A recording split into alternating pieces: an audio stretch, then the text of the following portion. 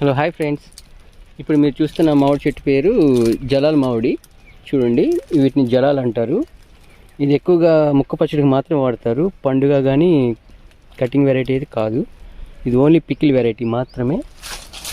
చూడండి జలాల్ ఎలా ఉంటుందో. ముక్క పచ్చడి చాలా బాగుంటుంది ఫ్రెండ్స్. జలాలు కూడా చూడండి ఎలా ఉందో.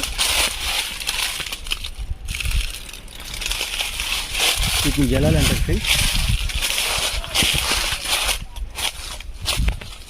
చూడండి చెట్టుకి ఎలా ఉన్నాయి. కాయలు కొంచెం తక్కువగానే ఉన్నాయి.